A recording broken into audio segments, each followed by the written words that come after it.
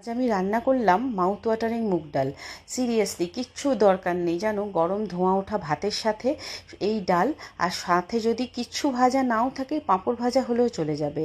এত খেতে টেস্টি হয় যে শুধু এক থালা ভাত তোমরা এই ডালটা দিয়ে খেয়ে নিতে পারবে।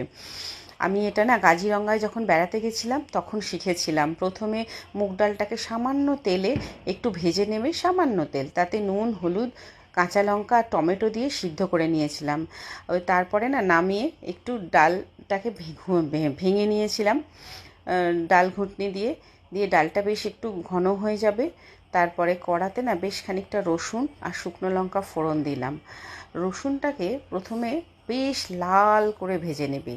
যখন বেশ কালো হওয়ার আগের অবস্থায় যাবে, খুব গন্ধ বেরোবে রসুন থেকে ভাজা, তখন শুকনো লঙ্কাটা দিয়ে ওর সাথে যখন একদম লাল লাল হয়ে যাবে তখন ওই ডালটা ঢেলে দেবে। দেখছো কেমন ধোঁয়া উঠছে, সেই সময় আমি মুগ ডালটা ঢেলে দিয়েছিলাম। দিয়ে একটুখানি সামান্য চিনি দিয়েছিলাম, আমরা বাঙালি তো আমাদের একটু মিষ্টি ডালই পছন্দ। ডালটা নামিয়ে আমি কিছু পটল ভাজা, একটু আলু ভাজা, বাঁধাকপির তরকারি, হাতে মাখা পাবদা মাছ আর দই দিয়ে ছেলেকে খেতে দিয়েছিলাম। এত টেস্টি হয়েছিল এই ডালটা, ছেলে বলছিল মা শুধুই ভাত দিয়ে খাওয়া হয়ে যেত। তোমরা জানিও তোমাদের কেমন লাগলো।